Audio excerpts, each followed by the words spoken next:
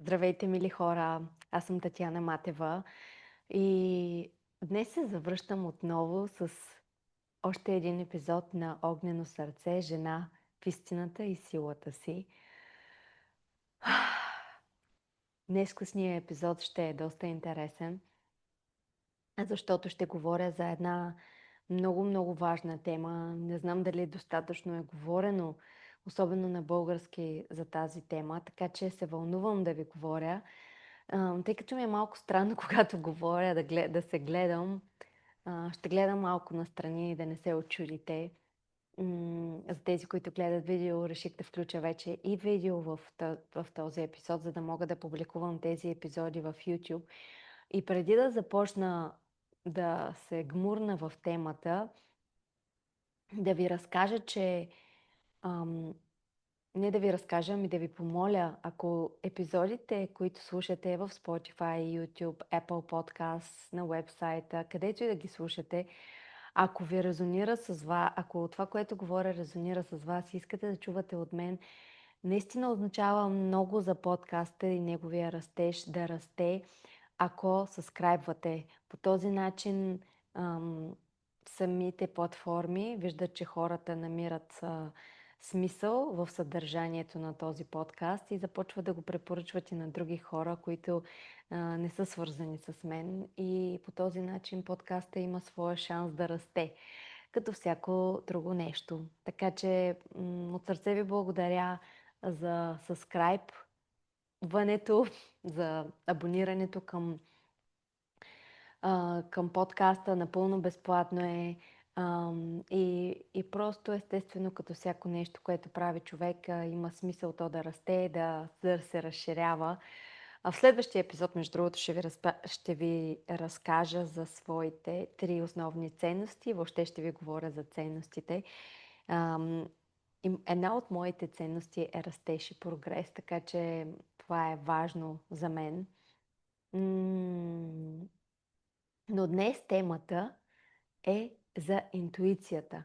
Какво е интуицията, какво не е интуицията, как да я разпознаваме, как да се свържем с нея и да видим какво ще се получи. Също така записвам този епизод отново на гладно. Предния епизод за истината ви споделих, като записвах, че съм решила да правя веднъж седмицата ден на пречистване. Започнах го от миналата седмица, днес ми е седмица 2. Часът сега е само почти 11 тук в Испания, така че имам още цял ден. Планирам, след като запиша двата епизода, които смятам да запиша, да отида да си купя един зелен сок и един червен сок. Единия да е зелен, нали, с цвекло, спанак, зелена ябълка, например, а другия да е с... Аз всъщност май казах цвекло, имах предвид целина зеления, а пък цвеклото, нали, червения, може да е морков, нещо друго, на два сока и всичко друго да бъде чайове, бульон, нещо такова, мача вече пих. И защо ви го казвам? Защото според мен, когато не съм се затрупала с храна, смятам, че и не случайно, между другото не го планирах, обаче смятам, че някак си подкаст мъдростта, която споделям, идва от едно по-духовно място, едно по-леко място. Духа е лек, нали знаете, духа, или не знам дали знаете, но чувствате, предполагам, духа някак си е, затова и той обича да е свободен, защото е лек, като въздуха. И много ми харесва да се свързвам един ден седмицата с тази по-лека енергия, защото вярвам, че много от кодовете, именно на интуицията, на свързаността, на сърцето, на духа, на душата, те са кодовете, са вътре в тялото ни, а не тук в главата. И когато не съм затрупана с храна и постоянно всички процеси да се случват, някак си усещам, че връзката е по-силна, някак си сигналите са по-ясни. Не е за всеки тази практика, но ако усещате дори и малък резонанс във вас, пробвайте я. Ако виждате, че гледам нещо, виждам, че това микрофонче има малко батерия, надявам се да издържи този подкаст епизод, защото ам, се чува по-добре. И така, както и друг път съм ви казвала, тези епизоди са нещо като download, като channeling, като връзка с истината вътре в мен, която иска да бъде изречена навън и няма сценарий, няма предварителна подготовка. И дори, честно казано, вчера, когато някой направи коментар на подкаст епизодът за истината, за голата истина, ме инспирира да запиша този епизод за интуицията. Това, тази жена, това момиче. И затова записвам днес точно епизод за истината. И така всъщност съм си възнамерила да бъда водена в тези епизоди, да бъда водена от енергията. Нали? Ето един човек казва нещо, то ме води към следващото и нали, така живота протича. И знанието протича. И, и другото, което исках да ви споделя е, защото си напипах мазолите, те, които гледате YouTube, може да видите. Напипах си мазолите на ръката, докато се свързвам с себе си и започвам да ви говоря. Исках да ви разкажа, че ходя да тренирам също. Много ми харесва. Много по-свързана се чувствам с тялото си, когато работя с тялото си. Логично е, нали? Някак си интуитивно е, че когато работиш с тялото си, започваш да чувстваш силата и много искам да се науча да правя тези pull-ups, нали, на лоста да мога да се набера нагоре. Още не мога напълно без ластик. Обаче все по-добра ставам и усещам точно тая сила, как изведнъж изтласкваш тялото си, как първо корем, дупе, крака се изтласкват нагоре, колко тая свързано с енергията в тялото. Така че не подценявайте, нали, ние духовните хора понякога можем често да занемарим, така да оставим като второстепенно тялото. Обаче тялото е нашия инструмент в този живот. Грижете се за него и чистете го с гладуване, спортувайте, движете се, танцувайте, свързвайте се. Хубави неща са това. Та, интуицията. Интуицията за мен е нашата дадена от духа навигационна система, компас за пътя, който трябва да извървим към разширение. И може би, мислих си така като така емоционално се подготвях, като се гримирах за този подкаст, че може би интуицията е много свързана с нашите желания. Някак си тя ни води да пожелаем нещо, един вид. Тя може да ни води, например, да пожелаем да имаме хубаво тяло, пък всъщност за това да стои нещо, да се подготвяме психически, нали, защото когато работи върху тялото си, създаваме много, психиката ни става по-стабилна също така, ментално ставаме по-силни, когато работим и физически върху тялото си. Издръжливостта ни става по-голяма. И интуицията, наистина, мислех си, нали, дали интуицията е като желанията защото, нали, знам, че знаете, в някои духовни практики, традиции, желанията са доста неглижирани и дори, нали, идеята е да се бъдат потиснати и да бъдат намалени, че всъщност те са проблем все едно, че ни водят към нова карма, нови взаимовръзки. Обаче, от моята перспектива в този момент и както ви споменах, това е моята истина в момента, тя може да се промени. Смятам, че че интуицията и желанията са навигация за пътя ни на Земята.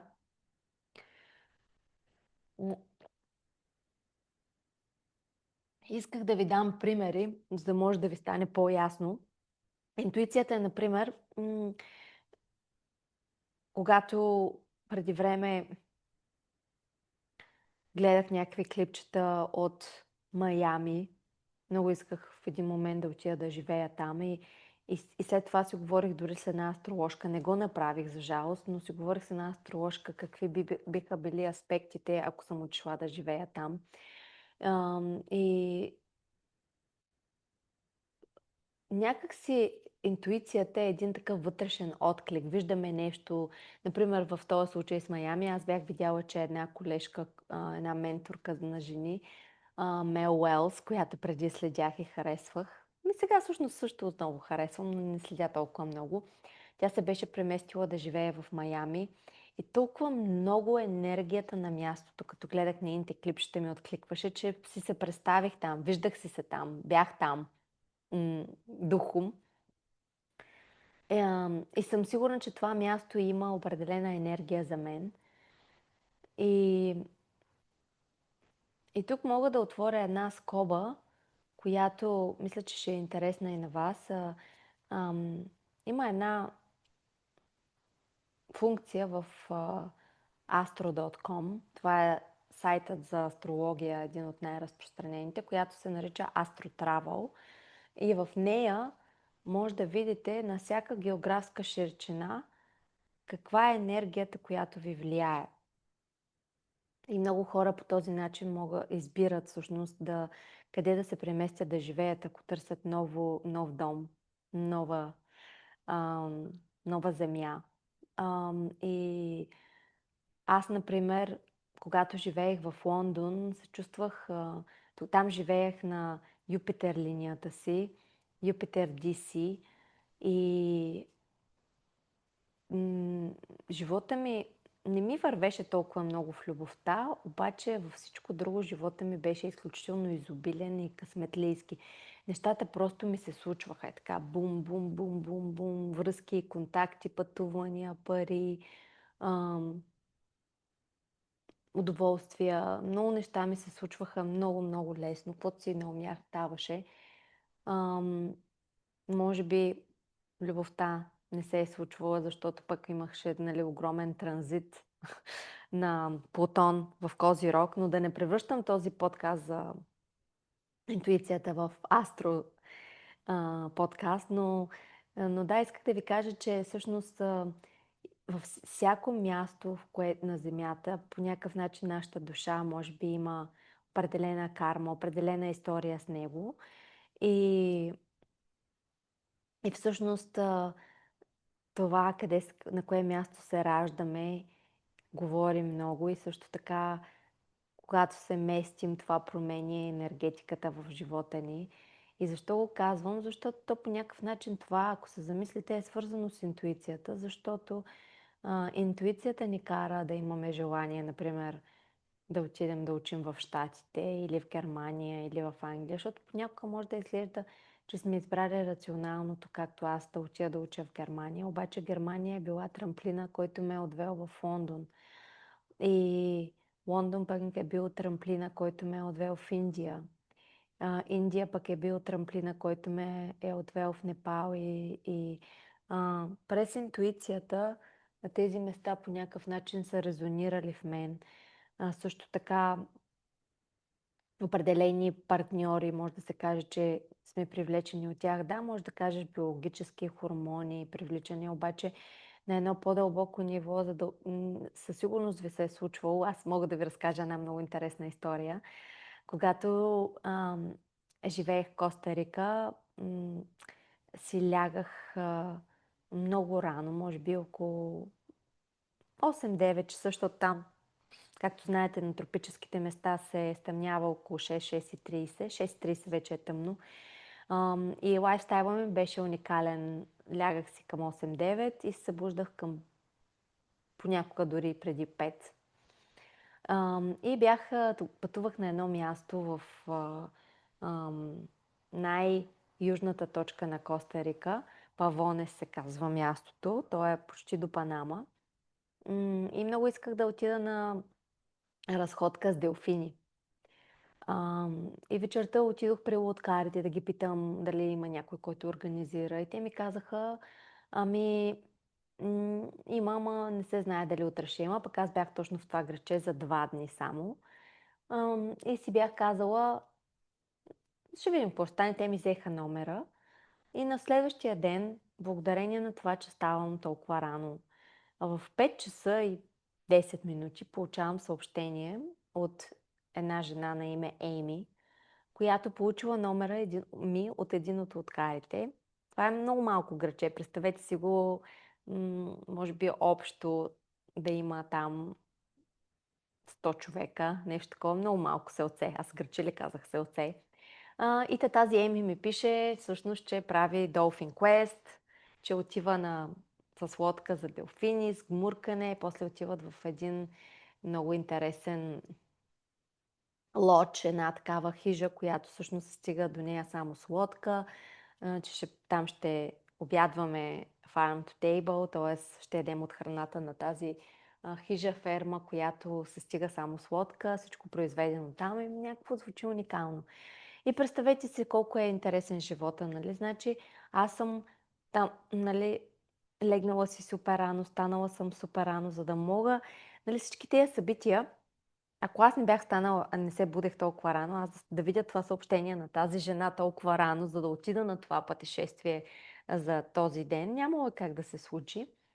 И когато отидох с Еми, всичко невероятно, видяхме делфини, видяхме ментис, не знам как се казва на български. И стигаме до хижата, в която ще обядваме. И когато ни посрещат, аз виждам сина и направо се влюбвам до уши. И си казвам, нали, вау, нали, колко е съдбовно, колко е интуитивно всичко, как са наредени нещата като редичка. И замислете се, сина й се казваше, между другото, Реймър, което означава цар на морето. Нямахме любовна история, но благодарение на това, че се влюбих в него, отидох да живея определено време там в тази планинска, тази отдалечена хижа, в която се стигаше, беше изключително в една гъста джунгла в Коста Рика и се стигаше до нея само с лодка. И беше доста вълнуващо преживяване, но това, което исках да ви кажа е, че представете си как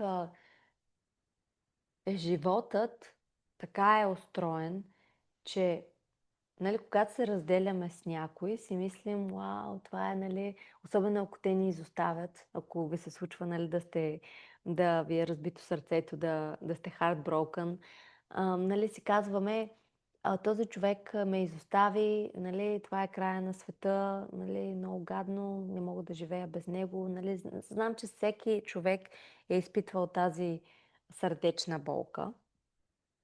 Обаче замислете се също така, че ако първият човек в живота ви не ви е оставил, е нямало да срещнете втория, третия, четвъртия и колкото там партньора е трябвало да срещате, докато не срещнете вашия човек. И някак си замислете се как може да звучи, нали, понякога си казваме, когато срещнем нашия човек, си казваме, не можеш ли да го срещна директно него? И мисля, че интуицията е тази, която ни води от партньор към партньор към партньор и това привличане, което имаме точно към специалния този човек, защото всъщност през всеки човек, с който се срещаме, хората са, това между другото е добра тема да запиша, хората са като едно огледало и научаваме, взимаме си по нещичко, докато евентуално не станем точно този образ и съвкупност на човека, който искаме да бъдем, за да срещнем нашия мечтан човек. Може би. Не знам дали при всички хора е така, защото смятам, че много хора остават от мястото на страха в някоя връзка, която не е удовлетворяваща но носи сигурност. Но ако човек избира да следва интуицията си и чувствата вътре в себе си, ам, тя ни води. И всъщност интуицията е точно така, тя е едно усещане, тя е свързана с истината, за която говорих в предния епизод. И ам, тя ни дава едно такова усещане за разширение, за нещо ново, за excitement, как се казва, за едно очакване, една възбуда, едно радостно чувство вътре в нас. И тук е момента да отворя м- алтернативата, какво не е интуицията, защото мисля, че е много бъркано нещо и е много важно да се говори за това. Интуицията не е страх. Тоест, интуицията никога не ни предпазва. Знаете ли защо е така? Защото интуицията е свързана с душата ни. А на ниво душа страх не съществува. Страхът е човешка емоция. Тоест, дори и да сме наранени, дори и да страдаме, дори и да ни боли, дори и да умрем,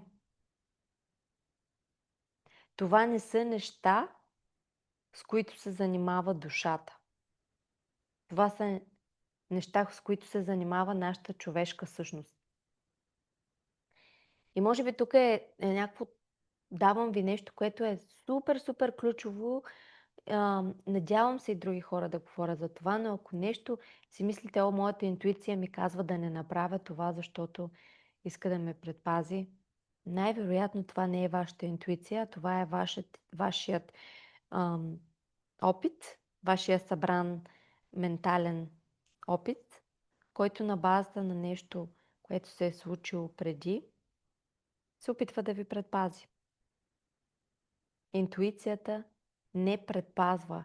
Тя води към разширение.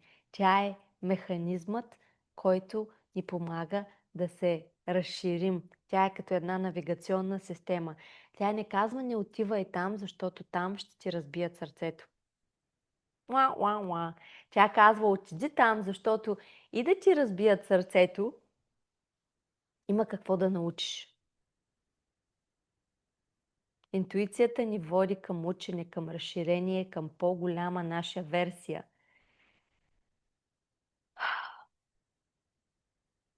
Това може да е много противоречиво за много хора, обаче аз смятам, че веднъж осъзнаем ли го, много по-ясно и по-отчетливо ще можем да разбираме, страхувам се, значи се водя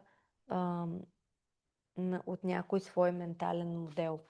Искам да направя нещо друго, искам да отида в Майами, искам да стана ментор, искам да напусна работата си, искам да напусна съпруга си, искам да се оженя за този човек, всички тези купнежи, всички тези насоки, интуиция. И много интересно нещо, за което много исках да ви поговоря, е, че хората сме свикнали да вярваме, че в нашия свят, особено на Запад, днес видях нещо, нали, как хората се радват, че дошъл нов закон за терапевтите в България и вече, нали, едни могат да бъдат терапевти, а други не. Аз не съм терапевт, така че тази тема мен лично не ме засяга. Но нещо, което исках да ви направя, да ви отворя като скоба, което по някакъв начин е пак свързано с интуицията. Когато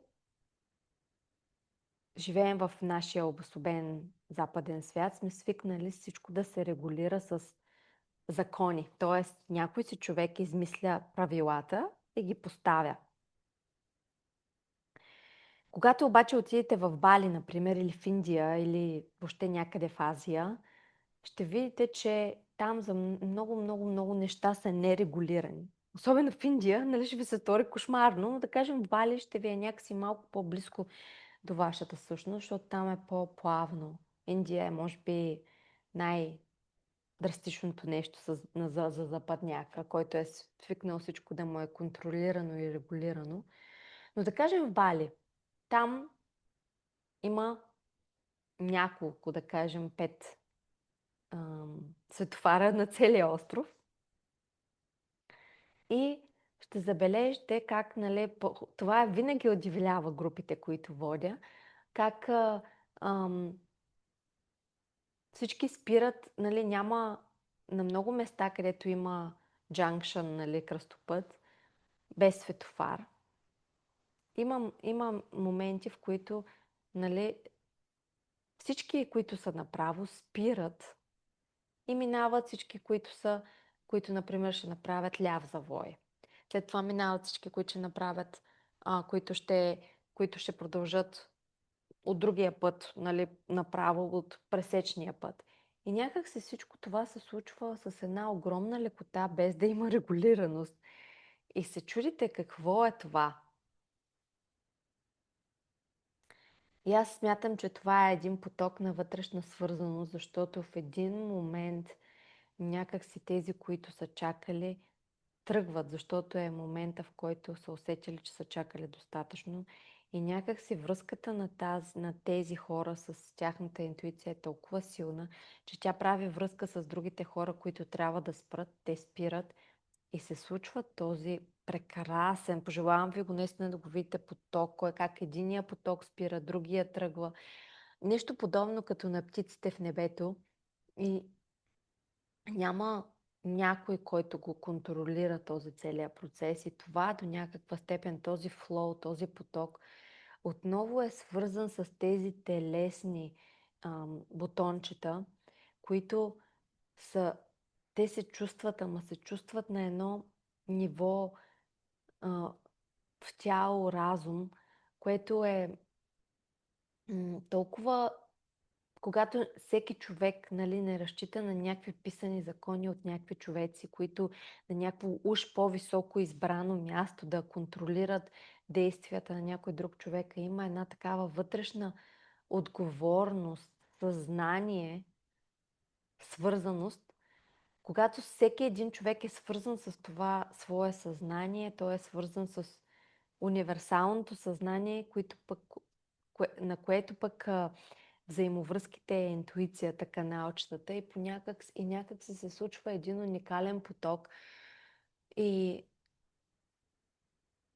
ние всъщност оперираме на ежедневно ниво с хората край нас, нали знаете, някой път някой човек, да кажем, живеете в голям град и някой човек се случва да посрещате често, започвате да го срещате често, а друг човек не го срещате с години, нали, това естествено е свързано с енергията, която споделяте с този човек и това също е свързано с тази ваша интуиция. Тя ви показва, нали, че може би има нещо, което тогава интуицията по някакъв начин се отключва и ви казва, може би има нещо, което трябва да си споделим, да поговорим с този човек, щом го срещам толкова много. Тогава, хоп, може да щракне интуицията. И живота е така устроен. Въпросът е ние да не го забравяме това, да бъдем все повече човеци, да се свързваме с интуицията си. Да, исках да кажа нещо, което е важно за това, за интуицията. Интуицията всъщност разчита енергия.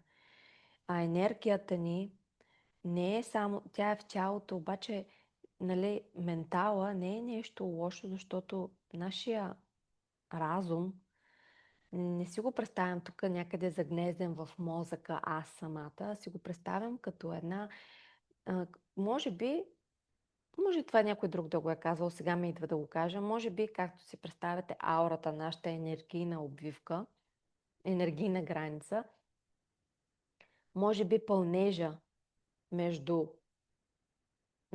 нашия край, нашата аура, вътре, нали, в енергийното ни тяло, извън тялото ни, това е нашият разум. И the mind на английски, много ми харесва да използвам тая дума. The mind is not the brain. Нали, умът, съзнанието, разумът не е мозъка. И е много важно да се разграничи това нещо, защото много често хората, нашата учебна система и нашата социална система е така устроена, че хората да разчитат много на мозъка си. Да разчитат на това да запомнят, да научат нещо, да запомнят кои хора са кои. Това сега, този човек ще отида, защото той е управител на банката и при ония човек ще отида, защото той е а, шеф на университета и той ще ми свърши работа. Това е работа на ниво мозък, нали? А, работа на ниво mind, на ниво интуиция, на ниво цялото това съзнание, което съществуваме, е точно тази свързаност с... Не с тук някаква програмка и аз, нали, съм великият човек, който ще запомни и гледаш ли сега ще, нали, ще надцака света. Ами всъщност, да се свържа с това съзнание, което пък по невидим начин е свързан с великото всеобщо съзнание, наречено Бог от нас или ам, the universe, whatever, както и бихте го нарекли. И то, когато ние сме свързани с това съзнание, не си живеем само тук в мозъка, тогава пътеводителя, интуиция, бива разчетен по-лесно. И той ни води на магични места. Отново повтарям, това не е гаранция за безпроблемен живот, но това е гаранция за разширение. Разширението дава смисъл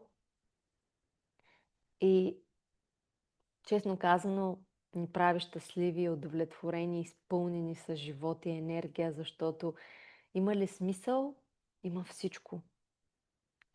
И може би това е добър завършек на епизода. Прескачах много, забелязвам, че когато а, съществува в мен въздушна енергия заради това, че постя, прескачам на много места, но надявам се сте успели да ме проследите и ам, ако слушате, ви предизвиквам да направите едно нещо днес, което е свързано с интуитивен сигнал вътре във вас и ако то ви инспирира, да ми напишете коментар. Завършвам този епизод така и очаквам вашите коментари и до нови срещи. Чао!